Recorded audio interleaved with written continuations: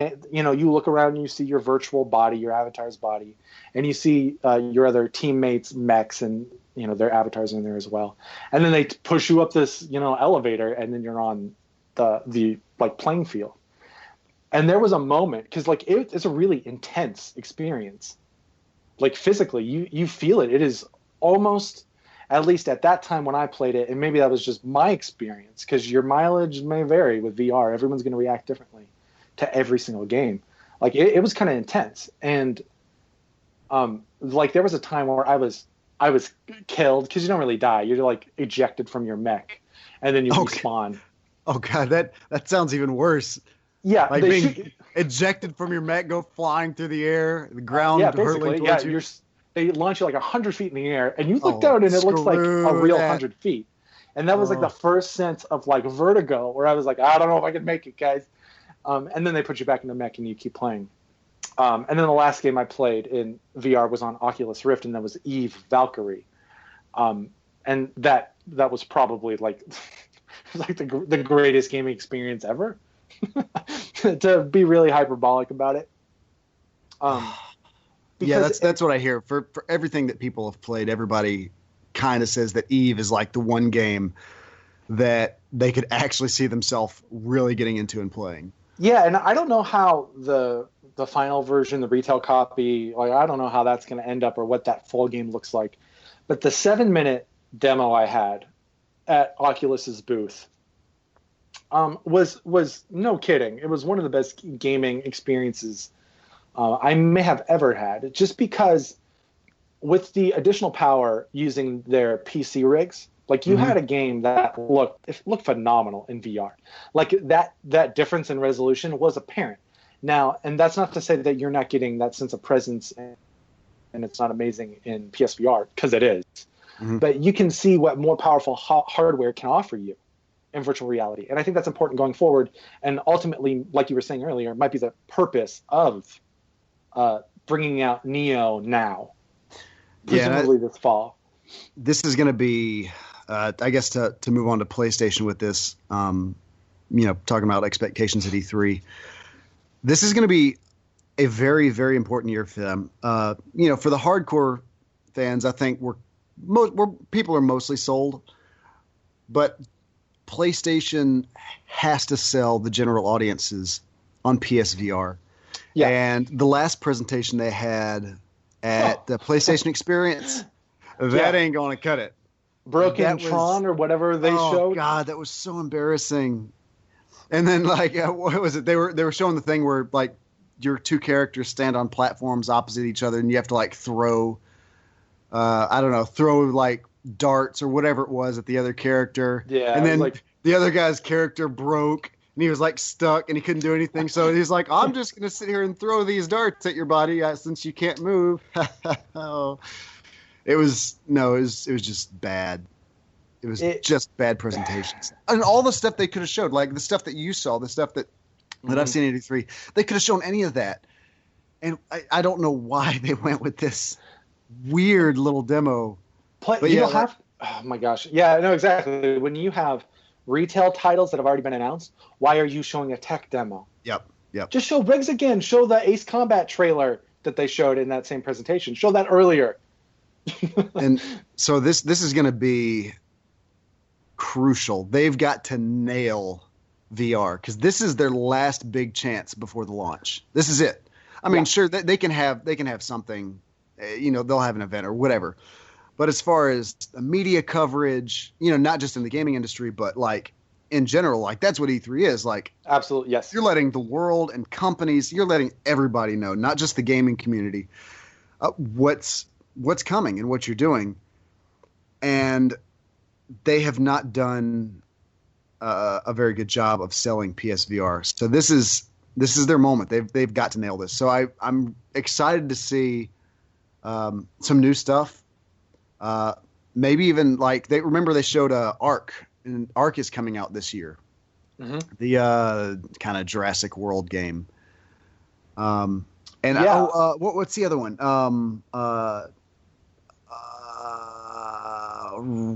I keep wanting to say Will Robinson. The Robinsons. No, the it's another Crytek Jurassic game, right? thing. Yeah, Like whatever yeah, it was, it started with the little robot it started with the little Dinklebot talking yeah. to you, and then it took you like through and you saw the dinosaurs and stuff. Like if they could maybe have somebody play that, like that would be kind of cool. Or I don't know. I want to see some really good stuff, and they need to show some full games like that that people can look forward to playing. Yeah, and So hopefully they're prepared, because this has got to be it for them. yeah, it's a very interesting position they're in right now because one, like VR is already out there in the wild for consumers. Like you can get an Oculus Rift. Well, okay, because of the supply and demand thing that's going on right now, you may not be able to get an Oculus Rift or a Vive, but they are out there, and I'm sure HTC and Oculus, they are working day and night to make sure that more people can get the stuff that they bought. Mm-hmm. So it might take some time, but it'll come. But in the meantime, like Sony is preparing, because there's going to be like 50 million PS4s in the wild by November this year or something. Yep. Maybe it's already 50. The thing sells so well. Like, they already have that many people that they can go, listen, for X amount of money, for $400, whatever it is, for PSVR, you can have this, premier VR experience. Like, if they're going to be selling that hard, and it's more mass market than how many people have like amazing PC rigs that can run VR. Like it's still expensive. I'm not saying the cost for a gaming rig isn't worth it, because I think it is, but for most people, for the general population, it's not.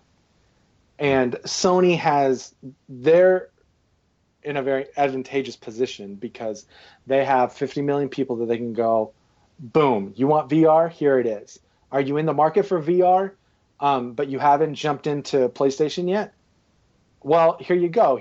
I'm sure there's going to be some bundle, maybe with Neo, where they're going to go, here, for the same price as an Oculus Rift and whatever, like a new GPU.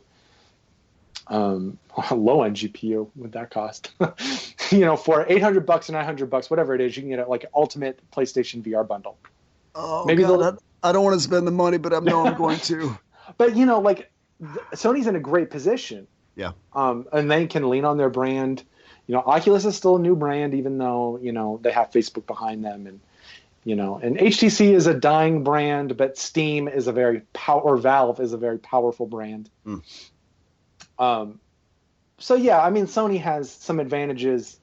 One is their user base and their dedicated players. And so they have the potential to kind of be the number one game or number one name in the game this year.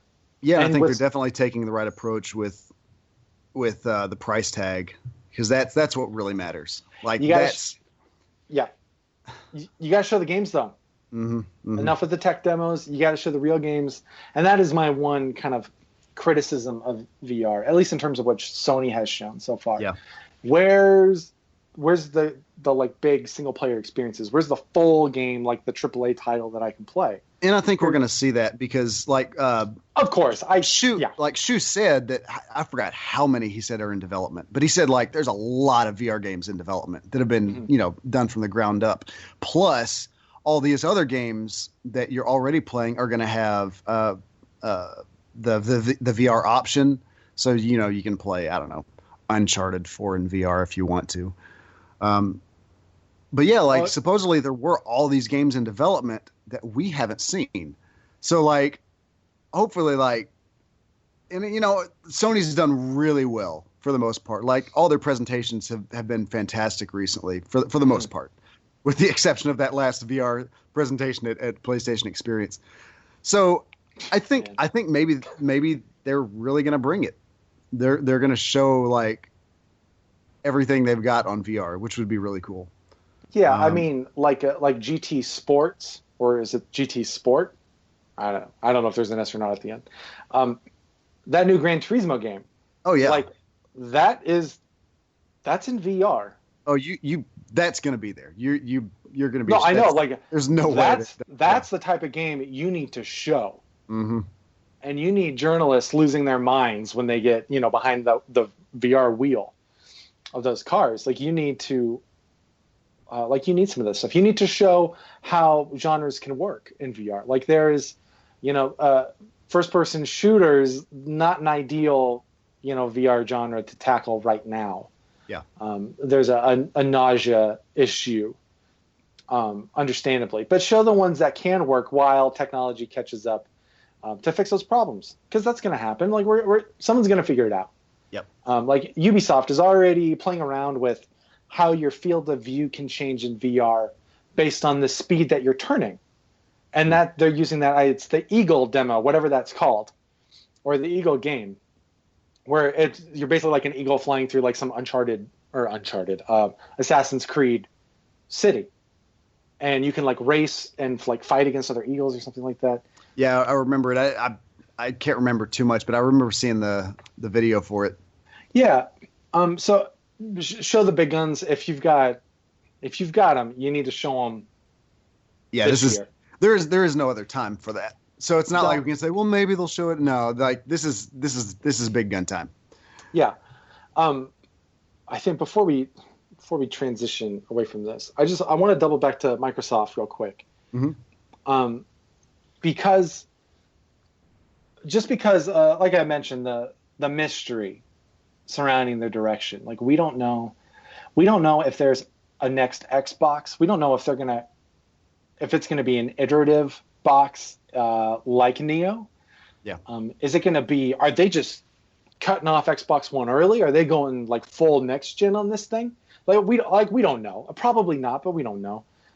Maybe they say nothing about a new Xbox, and I think they're well within their right. I think I've mentioned this to you in the past, but I think from the beginning of this generation, which started with Wii U and PS4, Xbox One launches, so that 2012, 2013, this is not going to be another 360, PS3, Wii generation where it lasts a decade. Yeah. That's not going to happen. The developers do not want that. I think even though it's easier on consumers' wallets, I think the vast majority of console gamers, I think 10 years is too long. Tech moves way too quickly, and I think 5 years is fair. I think 6 years maybe is kind of like right on the money. Well, see, everything's changing now. It is, absolutely. Because now you've got these mid-generation consoles. So, I know we talked about the generation not lasting long, but if you have these small steps along the way, generation never ends. Then yeah, does it just keep going? Yeah. And then as far as Microsoft goes, you saw the blowback PlayStation got with the PS4.5 from the fans. Yeah. Like, people were pissed. And that's not even with them making the PS4, the original PS4, irrelevant. Yeah. Because with PS4.5, the PS4 is still relevant. Both consoles go hand in hand, play the same games moving forward. But if Phil decides that they don't want to do a mid-generation console and they want to move on, then you're telling everybody who has invested in the Xbox One so far, I'm sorry, but we're just going to keep going, because it's a Nintendo problem. Yeah. So I don't know. Maybe Phil and Microsoft, maybe they have to give in. Maybe they just have to go with the flow on this one. And throw out I give up on that word. Iterative. Thank you. I'll let you say it from now on. Yeah. Yeah, it's a very tricky position to be in, because like there are certain expectations when you buy a console, or when you have up until this point. Like, this industry is changing rapidly. Like I think next time we can talk about like what iterative design and consoles can mean, and how that can impact the future of the console business and game design and all that. Yep. But like there's a certain level of expectation when you when I buy a Nintendo console, like I expect a Mario game, a Mario Kart game, a Smash